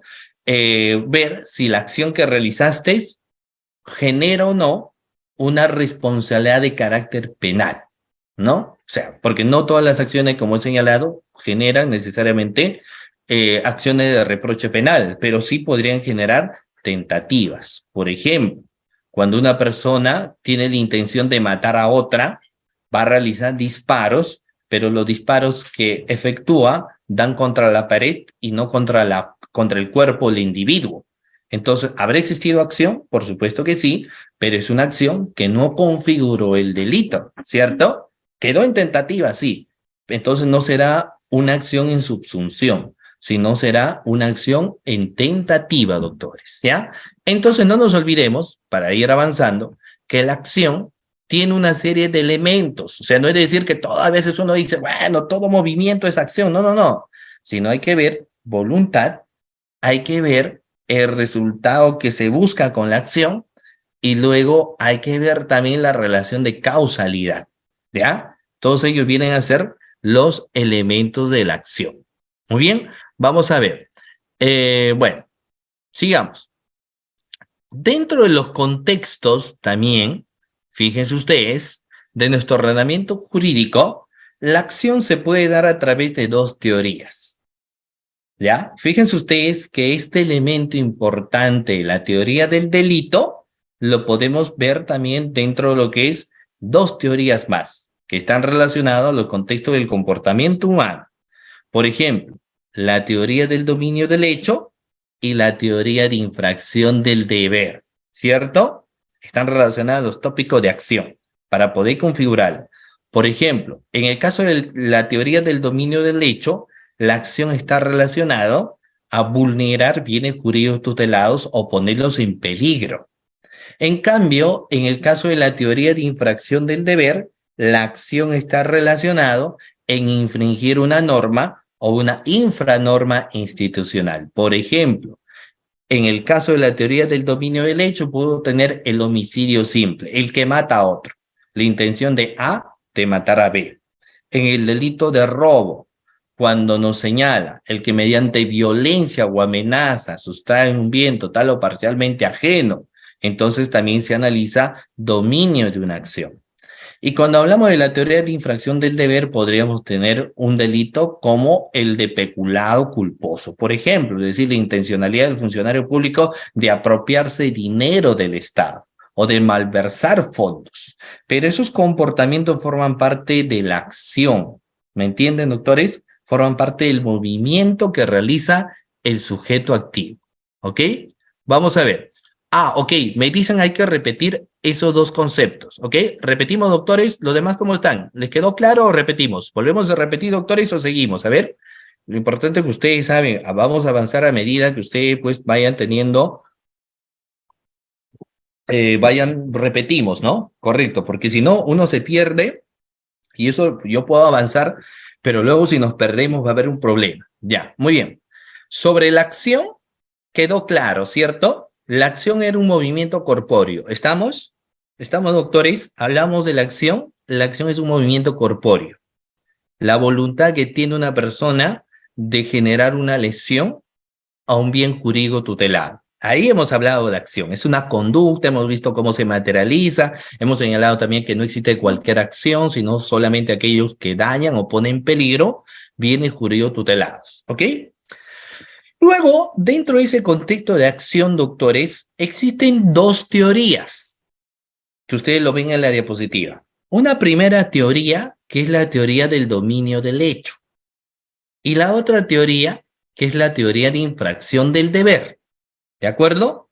No se olviden, la acción está presente dentro de la teoría del dominio del hecho y la acción está presente dentro de la teoría de infracción del deber. Respecto a la teoría del dominio del hecho, ¿qué delitos tenemos, doctores? Miren, dentro de la teoría del dominio del hecho podemos tener delitos como robo, delitos como hurto, violación, tocamientos, actos contra el pudor, tocamientos indebidos, lesiones simples, lesiones culposas, es decir, podemos tener todo el movimiento corpóreo por parte del sujeto activo para realizar estos delitos. En el caso del homicidio, vamos a ponerles un ejemplo para que ustedes me entiendan, dejo de compartir para que ustedes me entiendan la acción, ¿ya? Miren, vamos a ver. ¿Qué es lo que tengo en mi mano, doctores? Un celular, ¿ok? Un celular. ¿Qué pasaría si el celular que se encuentra en este lado, que no me pertenece, yo veo el celular, ¿no? Ahí se encuentra el celular, por ejemplo, y yo lo sujeto en mi poder y me lo llevo? ¿Cometí un delito o no? Sí, cometí un delito, ¿cierto? Estaba el celular, lo cogí, me lo llevé. ¿Qué delito cometí, doctores?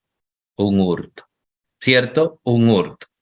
Pero para analizar acción, claro, todos coincidimos, Valentina, Isaías, Roberto, Carla, Luis, todos sabemos que hay hurto. Pero la pregunta es, ¿realicé un movimiento corpóreo o no? Ahí está el celular. Yo lo vi. ¿Realicé un movimiento corpóreo o no? Sí. Sí, realicé. Realicé una acción. Vi el celular y realicé una acción, ¿cierto? A eso es la teoría del dominio del hecho. Se analiza bajo la teoría del dominio del hecho. Si yo sé que este celular, por ejemplo, lo tiene una persona y yo a esa persona lo golpeo, ¿no? Le agarro el cabello, le doy un puñete, le doy un codazo, y después de haber hecho todo eso, de haber realizado esa acción de golpear, agarro su celular y me voy, ¿qué delito se configura? El delito de robo, ¿cierto? El delito de robo.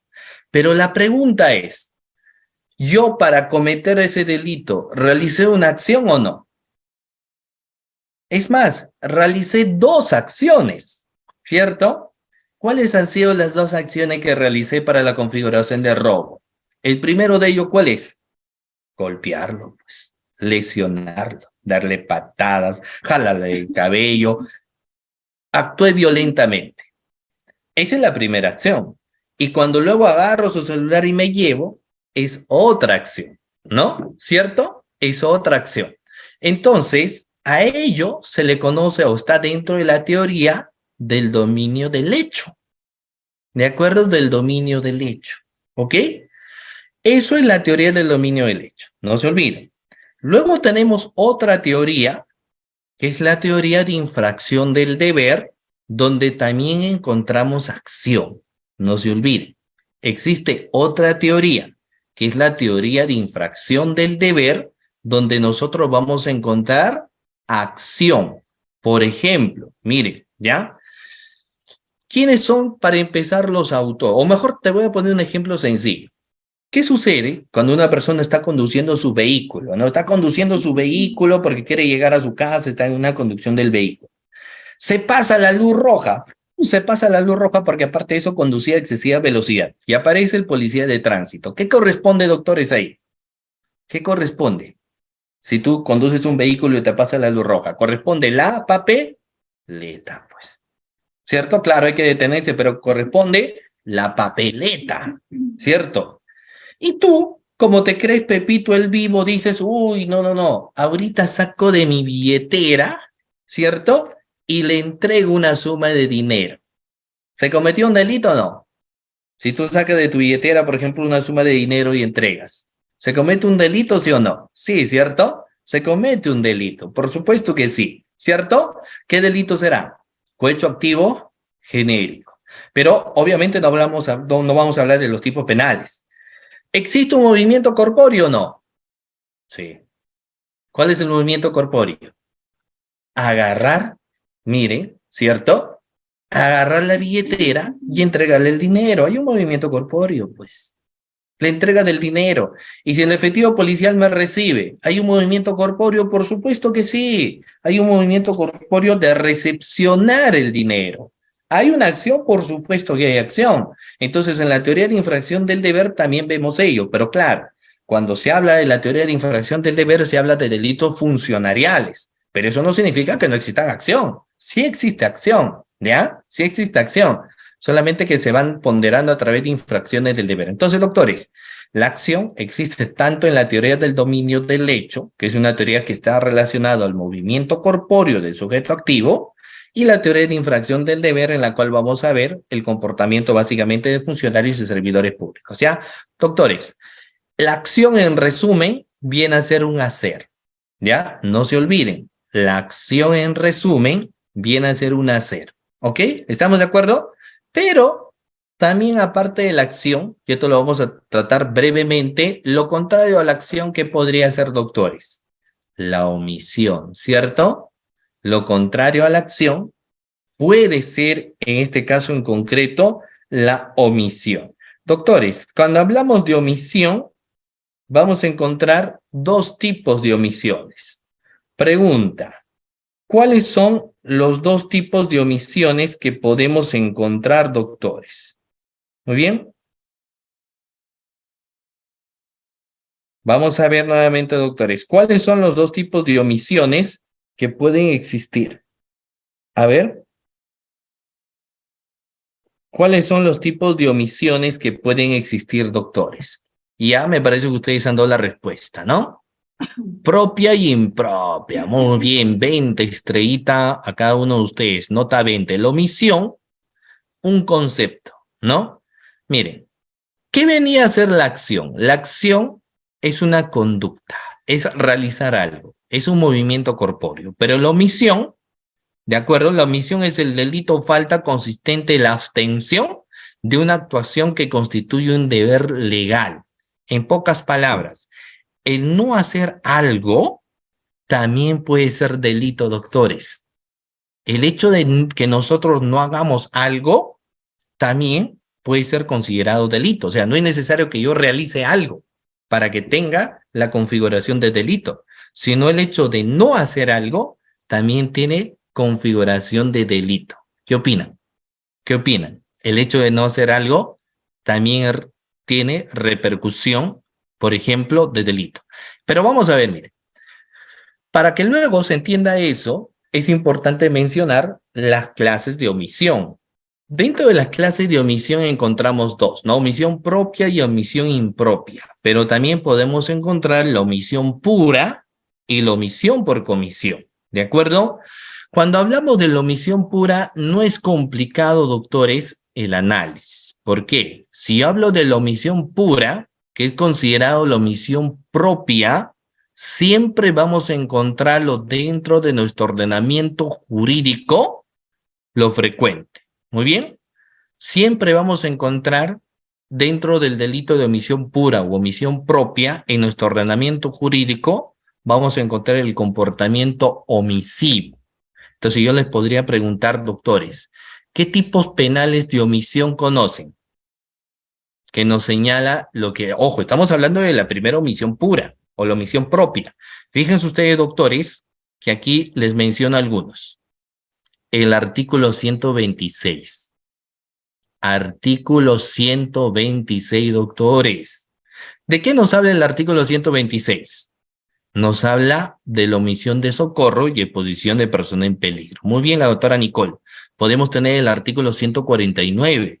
La omisión a la asistencia familiar es un tipo de omisión pura, ¿no? Por ejemplo, voy a partir de la omisión de la asistencia familiar.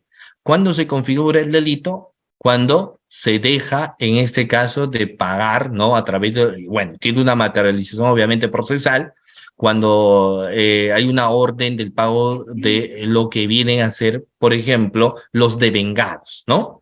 Entonces se configura una omisión, y eso es una omisión pura porque lo encontramos como tal, el que omite, ¿no? Dar pensión. Pero luego tenemos también el artículo 126, cuando nos señala omisión de prestar socorro a una persona que ha sido herido o incapacitado. Un ejemplo típico es aquella persona, o mejor dicho, ¿qué es lo que podríamos hacer, doctores, en este caso? Mire, no sé cuánto ustedes saben conducir, pero imagínense que ustedes están conduciendo su vehículo bonito, ¿no? Y en esa conducción de su vehículo, ¡frum!, atropellan a una persona. Vamos a poner el siguiente caso. Ustedes no fueron negligentes, sino que la persona se aventó en el coche y tú lo impactaste. Esta persona cae en el pavimento. ¿Qué es lo que debemos hacer? ¿Bajar del automóvil y darle auxilio o ponemos primero y nos arrancamos rápidamente? Lo auxiliamos o uno dice, uy, bueno, que esta persona, ¿no? Y nos vamos rápidamente. Muy bien, la doctora Nicole, el doctor Junior, a ver, ¿qué hacemos? Auxiliarlo, ¿cierto? Hay que auxiliarlo, pues. Pero no ha sido tu culpa, pero sí, pues, es una persona que así se haya sido el imprudente, se metió, está en el piso, tengo que auxiliarlo, ¿cierto? Pero ¿qué sucedería si yo digo, uy, creo que lo maté y me voy rápido? ¿Qué cometo? Si me voy rápido, doctores, cometo una omisión, ¿cierto? Omito prestarle socorro, omito prestarle auxilio. Eso viene a ser un tipo de omisión pura, ¿ok? ¿Por qué omisión pura? Porque lo encontramos dentro de lo que viene a ser nuestro ordenamiento jurídico. Lo encontramos regulado. Otro ejemplo, doctores. Ya acá el doctor Luis lo dijo muy bien. El artículo 127. El artículo 127, doctores, hace mención a la omisión de auxilio o aviso a la autoridad, ¿no? Por ejemplo, ¿qué sucedería? Vamos a ver, si tú escuchas una persona en la calle, ¿ya? Vamos a poner el ejemplo en la calle, que tú ves que está siendo agredido por otra persona y te dice, auxilio, auxilio, ¿no? O sea, empieza a gritar y pedir auxilio y tú estás pasando por ahí y sabes que a unos 15 pasos está un efectivo policial que quizás no escucha estas pedidas de auxilio. ¿Qué es lo que uno tiene que hacer?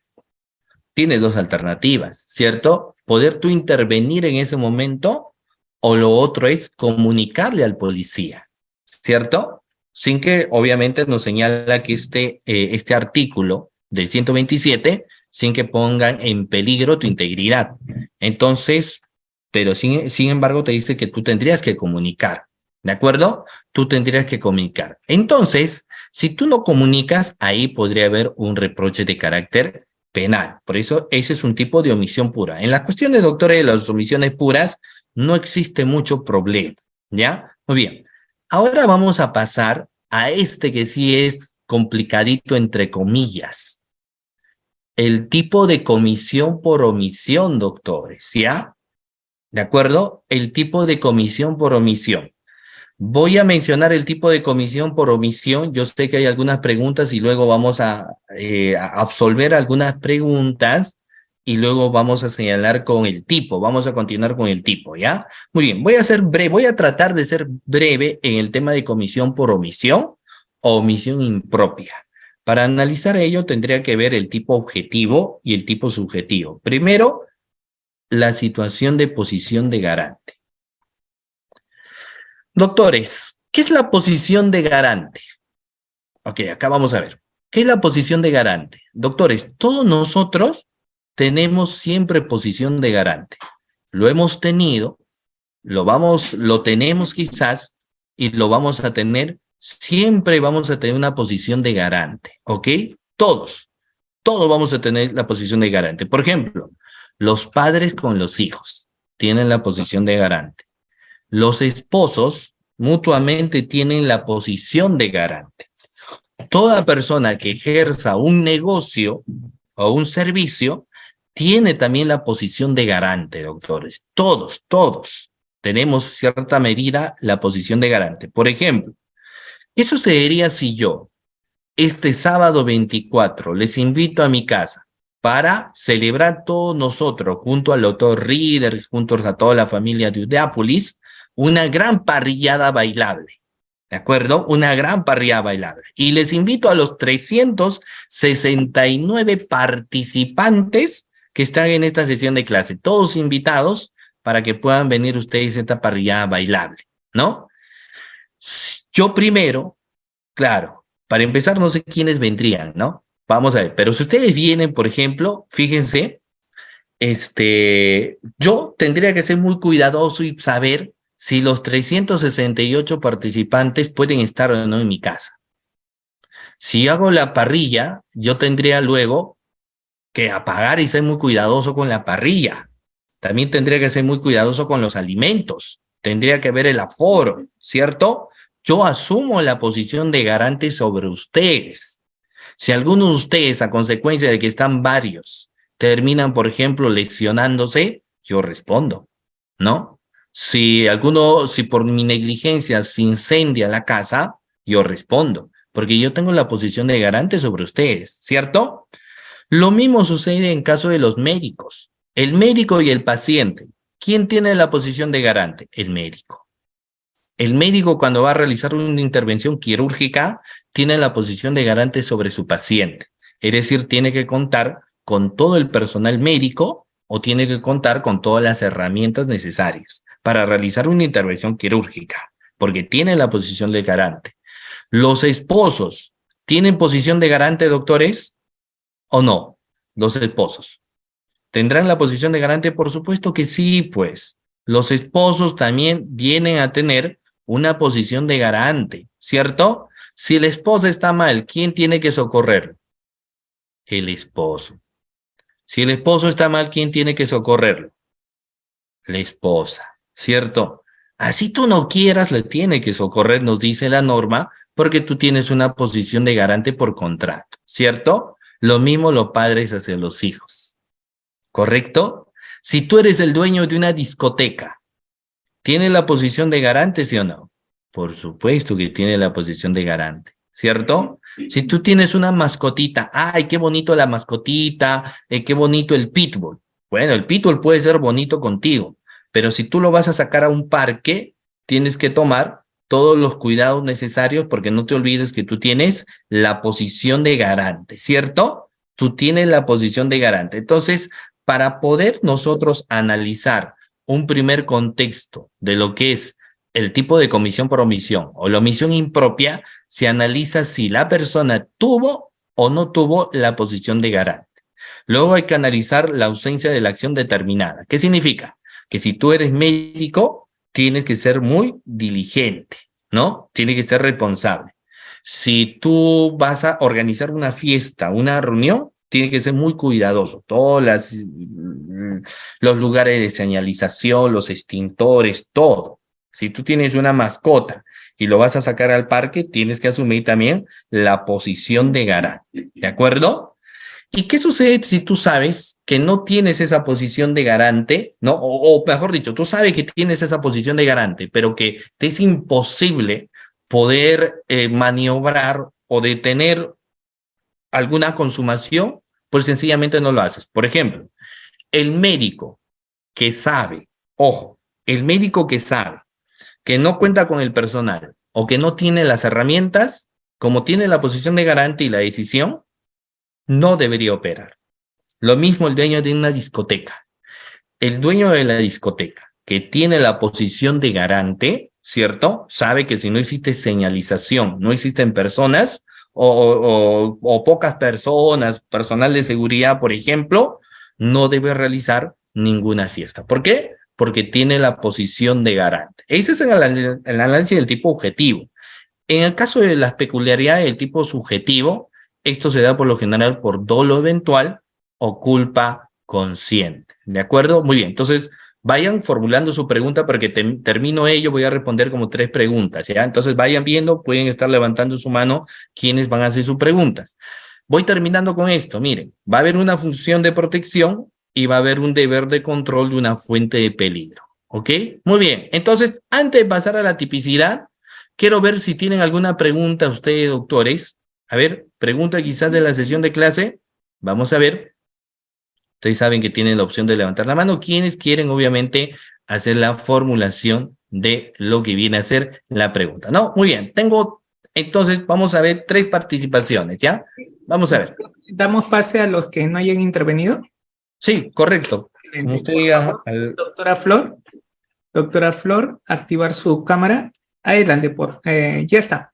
Puede activar su audio. Bienvenida. Doctor, buenas noches. Quisiera hacerle una pregunta respecto a la tipicidad, ahora que va a tocar el punto. Respecto a la tipicidad objetiva, en cuanto a la imputación objetiva, básicamente se puede o se aplica el principio de confianza o el principio de confianza o también se puede aplicar el principio del riesgo mínimo para un comité especial. Gracias. Ahí estamos hablando ya de los delitos de infracción del deber o delito de corrupción de funcionarios. Mira, hay que tener en cuenta, ¿no? Primero, en los delitos funcionariales, para que uno aplique principio de confianza, no debe ser de forma lineal, ¿no? No debe ser de forma lineal, ¿no? No es que tú confías en por ejemplo, en el caso de un comité, ¿no? Está compuesto por 3 miembros, 3 pueden ser titulares, 3 suplentes. No significa de que tú vas a confiar en tus demás, en tus 2 compañeros, ¿no? Sino que tu deber es personalísimo. ¿Cuándo podrías aplicar principio de confianza en un orden jerárquico de forma ascendente? Es decir, ejemplo, o dentro también de una forma lineal, pero depende de las funciones que tú vas a tener. Voy al siguiente ejemplo. Tú eres el encargado de otorgar el pago a la empresa que realiza, por ejemplo, una obra. Pero para que tú efectúes un pago, lo único que necesitas es la conformidad del trabajo. O sea, que te entreguen un documento y te digan, bueno, ya hemos dado conformidad. Y como han dado conformidad, tú te encargas de pagar. Obviamente puede ser que en la conformidad del trabajo haya existido una irregularidad, en el sentido de que nunca han realizado ese trabajo o han realizado un mal trabajo, ¿cierto? Pero tú como área contable, no es tu obligación tener que verificar si han realizado bien o mal su trabajo, porque sencillamente tú en base a la conformidad das pago. Se entiende que ahí, si es que, por ejemplo, te imputan un delito, digamos, de colusión, un delito de aprovechamiento indebido del cargo, tú por el principio de confianza podrías decir, oiga, pero yo confié que habían hecho bien el trabajo, pues a mí no me pueden imputar. Ahí ingresa lo que viene a ser el principio de confianza. Pero si tú estás dentro de un comité, tú tienes que evaluar, los 3 tienen que evaluar, es personalísima la responsabilidad. O sea, tú no puedes decir, no, lo que pasa es que yo confié en mi colega, ¿no? Es como hacerle un trabajo monográfico. En el trabajo monográfico todos tienen que verificar el trabajo, todos son responsables, la nota es para todos. Tú no puedes decir, no, lo que pasa es que yo pagué en el trabajo y todos lo hacen. Yo confío en ellos, no. Tú tenías también que haber revisado el trabajo.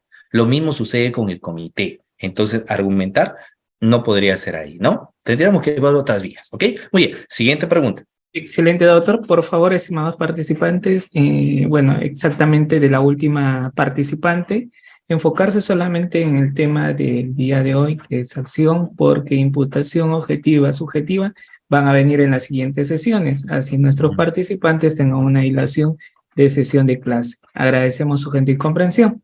Doctor Alfredo, por favor, la pregunta referente al tema. Gracias. Sí, buenas tardes. Buenas noches, doctor. Muy excelente su ponencia. Es un placer escucharlo. Gracias. Una consulta. Con relación, yo quería hacer una pregunta. Conocí un tema, un caso, en el cual una familia, en los cuales tiene esquizofrenia, dos hermanas. Uno, teniendo un hermano, limítrofe, lo empujan, se rompe la pierna, lo llevan a atender a la casa, lo dejan atendiendo, ¿no? No le han de comer varios días. La persona fallece, pero no se levanta ningún tipo de denuncia ni nada por el estilo. Eso es un tema de omisión, ¿cierto? Pero la argumentación es que están enfermas, están con esquizofrenia, pero había una persona que no, una persona también que vive en la casa, pero metí en esos asuntos y no se hizo cargo jamás del tema. Yo quería preguntarle, doctor, qué tipo de... ok, de verdad adelante, pero gracias, doctor William. En ese tema, ¿cuál sería la... Ya falleció la persona, y la enterraron y no pasó nada. No hubo denuncia ni nada, ni investigación ni nada. Eso es lo que me sorprendió bastante. La persona que estaba bien era algún familiar, era Hermano, son hermanos todos, son personas ya adultas, pero esa persona simplemente vive su mundo y entra y salía. Pero me parece lo que me parece raro, que esa persona que falleció, esa persona estuvo llamando a un hermano y este hermano recibió las llamadas durante una semana, lo llamaba, pero no la atendía, decía que estaba muy ocupado, nunca fue. Después de la semana lo llevó al hospital, pero ya estaba en las últimas. O sea, me parece que, no sé, muy raro eso. Ya, claro. Claro, ahí hay que ver, ¿no? Hay que ver varios contextos, ¿no? Varias situaciones. Y ahí hay que ver también la premisa de generación de riesgo. Ya la premisa de generación de riesgo, ¿no? Son bastantes situaciones que hay que ponderar. Miren, ¿no? Cada caso es diferente. Primero que nada, si son esposos, que es distinto a la relación de los hermanos, ¿ah? Porque de por sí dentro de los hermanos técnicamente no existe una posición de garante. No existe una posición de garante en las cuestiones de los hermanos o los primos. Yo no soy garante sobre mis hermanos, no soy garante sobre mis primos. Yo, si tengo mi esposa, soy garante sobre mi esposa, o si yo tengo mis hijos, soy garante sobre mis hijos, garante por contrato. Pero los hermanos y primos, no. ¿Ya? Esa es una primera regla. ¿Por qué? En el caso de los esposos, sí existe una obligación de reciprocidad si son convivientes y sobre todo si son casados, porque ahí es un contrato nupcial, ¿no? Y dentro de ese contrato te genera una serie de derechos y también obligaciones como cónyuge. Si yo a mi esposa que está mal no lo llevo, por ejemplo, al hospital y a consecuencia de ello muere, a mí me pueden imputar un delito de homicidio culposo. ¿Por qué? Porque yo tenía la posición de garante, ¿ok? Yo tenía la posición de garante. Y viceversa sobre mis hijos, ¿no? También los hijos a determinada edad. O sea, los hijos hasta 17 años o quienes de por vida quizás tengan algún tipo de discapacidad, ¿no? Porque también si ya son mayores de edad, ya no te asume una posición de garante sobre tus hijos. También hay un cierto límite, sobre todo si son menores, ¿no? El interés superior de niño y adolescente. Entonces, si el menor hijo muere a consecuencia de que yo no le doy una atención, podría ser yo responsable también penalmente. Pero, ¿qué sucede si yo tengo hermanos, mis padres muertos, ¿no? Hay que analizar cada caso. Hay que analizar cuál ha sido la consecuencia de la muerte, de qué murió, ¿no? ¿De qué murió y en qué tiempo, si él conocía o no conocía la enfermedad que tenía esta persona, ¿cierto? Si sabía que era o no una enfermedad grave, hay que ver cada caso. Por ejemplo, ¿Qué sucedería si yo estoy con mis hermanos y veo que uno de ellos pues está un poquito mal, ¿no? Ah, estoy un poquito mal, me duele el pecho, ¿no? Me duele el pecho. Yo no le dice, bueno, tómate tal pastilla, ¿no? O no le digas nada porque quizás está con tus preocupaciones. Y así está, me duele el pecho y se muere de un infarto. No, tú no tenías la posición de garante en ese caso, ¿no? No tenías la posición de garante. ¿Podrías haber hecho algo? No tiene conocimientos médicos, entonces no podríamos imputarte nada. Diferente es si yo sabía, y ahí ingresa ya otras situaciones de, por ejemplo, negligencias. Si yo sabía que mi hermana sufre de cáncer y aparte de ello yo sé que mi hermana por sí sola no se puede valer, entonces ahí sí podría ser yo responsable. ¿Y por qué? Porque yo tenía conocimiento de que mi hermana sufría cáncer y que aparte de ello, de por sí sola no podría valerse porque estaba quizás en silla de ruedas. Si yo no hice absolutamente nada, ahí sí en esa condición, fíjense ustedes en la cual se encuentra, en cierta medida tengo yo un deber de protección, ¿no? Un deber de protección de haberla llevado. Pero de que al no llevarla me pueden imputar homicidio, yo tendría que ver si yo fui negligente o si yo tuve la intención de al no llevarla, que ella se muera. Entonces hay que ponderar cada uno de estos casos, ¿de acuerdo? Hay que ponderar cada uno de esos casos. Entonces, no a todos se obliga la posición de garante, ¿ya? La posición de garante, sino en algunos casos. En este caso que me menciona el doctor, habría que analizar varias situaciones. Tus demás hermanos tienen esquizofrenia, uno murió, habría que saber si el que estaba obligado tenía, por ejemplo, sabía de que estaba mal, sabía o a él le habían dicho que tenía que cuidarlo y no lo hizo, entonces sí podría haber cierto grado de responsabilidad. No sé hasta qué punto penal, ¿no? Pero si no lo sabía, sabía que su hermano estaba mal, pero no sabía de qué estaba mal y luego murió porque, bueno, no existía técnicamente una vinculación de posición de garante, entonces no va a haber pues un reproche penal, ¿no? O sea, si sabía que estaba mal, pierna rota, podría ser, ¿no? Si por sí solo vemos que no podía valerse, entonces podría haberse dado esa situación, ¿no? Es posible, pero hay que analizar otros contextos de intencionalidad, si fue un actuar negligente, no quiso, pero para concluir, la posición de garante por lo general se da padres hacia hijos y esposos que te une una obligación, ¿no? Una obligación. Es pierna rota, no le daban alimentos. Ahora hay que ver si esta persona estaba pierna rota, pero era esa situación suficiente para no poder él abastecerse, ¿no? O sea, bueno, y si hay que ver esa situación, ¿no? Por lo general el derecho penal te pone en algo, miren, ¿ah? Te pone un nivel en la cual, por ejemplo, la persona sea un parapléjico, la persona esté en una situación en la cual no se pueda mover, ese contexto sí te obliga a una posición de garante.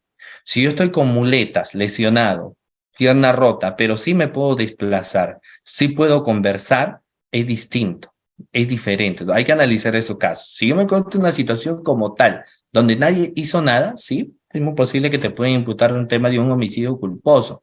Pero si yo podía valerme por mí mismo, a pesar que tenía por ahí alguna discapacidad, entonces ahí, por ejemplo, claro, postado en la cama, sí, podría ser, ¿no? Y es una situación en la cual habría, sin embargo, que ponderar otras cosas más, ¿no? ¿Por qué no lo hizo? Si vivían juntos, si esa persona sabía, tenía algún conocimiento, o sea, hay que ver eso, ¿ya? Muy bien. A ver, hasta qué tiempo no nos gana. La última pregunta del doctor Roberto, me parece. Doctor Roberto Mamani, le doy pase a su pregunta ya que no había interactuado. ¿Sí? Doctor Roberto. Adelante, por favor. Doctor Emerson, muchas gracias por la ponencia y el aprendizaje. En relación al deber de garante, un colega, el doctor Williams, mencionó, el médico que deja una gasa en el cuerpo que opera y a consecuencia se genera una infección generalizada, indudablemente el médico era el garante. Pero no solamente cuando se habla de negligencia médica tenemos que señalizar al médico, satanizar al médico, porque en ese tema de gasas definitivamente hay una corresponsabilidad con la enfermera, porque quien cuenta antes y después de un acto quirúrgico las gasas, no es el médico, es la enfermera. Entonces, ahí también, como usted muy bien señaló, hay que separar responsabilidades porque definitivamente, ¿no? El médico debió verificar dentro del protocolo que debió haber utilizado 10 gasas y terminar con 10 gasas. También tiene responsabilidad, doctor. Quería aclarar ese tema, pero al respecto del deber de garante, ¿no? Gracias. Sí, sí, por supuesto que sí. Mira, lo que sucede en varias situaciones es como había un caso. ¿Quién es el responsable penalmente? ¿El médico o el que puso la anestesia? ¿Qué pasaría, doctores? Fíjense ustedes, ¿no? Tenemos una persona que va a realizarse una operación, una intervención quirúrgica. Está todo el equipo médico. Y quien va a poner la anestesia, lo pone en sobredosis, lo pone más de la anestesia permitida. Se queda dormido, obviamente, rapidito. El médico realiza la intervención, está operando y de repente termina la operación, ¿cierto? Y nunca despierta. O sea, pasa la intervención y luego de ello pasan días, horas, empieza a ingresar en un coma y muere. La pregunta es, ¿de quién fue responsabilidad? ¿Del médico que realizó la intervención o de quien puso la anestesia? Se realiza obviamente la necropsia correspondiente y se ve que murió a consecuencia de que le han puesto una anestesia más del límite permitido, ¿cierto? Entonces, por ejemplo, en ese caso en particular, la responsabilidad es de quien puso la anestesia, ¿no? Ahora, pero se dice que el médico tiene la posición de garantía. Este muy bien el doctor. Todos asumen en sí una posición de garante. Todo lo que realizan una intervención, ¿de acuerdo? Todos realizan, todo lo que realizan la intervención asumen siempre una posición de garante. Por ende, luego va a haber las responsabilidades divididas, ¿no? Las responsabilidades divididas. Cada quien cumplió su función, ¿ya? Muy bien. Voy a intentar correr, doctores, porque mira, estamos solamente a 10 minutos. Vamos a hablar, porque obviamente los temas de imputación, ¿no? Imputación objetiva y todo ello, entiendo que lo van a tratar más adelante. Yo hablo de la acción, ¿no? Y hablo del tipo.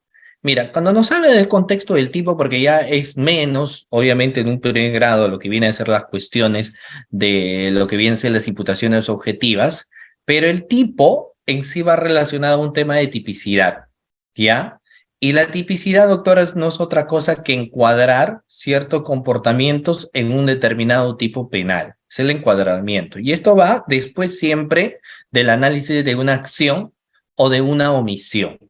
O ya sea omisión pura, o omisión por comisión, o omisión propia o omisión impropia. ¿Por qué? Porque si una conducta humana no siempre va a encuadrarse en un tema de tipicidad, sino también puede encuadrarse en un tema de atipicidad. Por ende, yo voy a decir a continuación algunas descripciones. Todos ustedes van a hacer el papel de fiscales y ustedes me van a señalar, doctores, en qué tipo penal podrían encuadrar, ¿ya? Porque no es complicado. Claro que en el contexto dogmático y jurisprudencial podemos ahorrar mucho tema, pero la tipicidad, en resumen, no es otra cosa más que encuadrar conductas a un tipo penal a través del análisis de cada uno de sus elementos. Por ejemplo, todos ustedes hagan un papel de fiscal, ¿de acuerdo? Porque el fiscal califica. ¿Qué pasaría, doctores, si a tu oficina,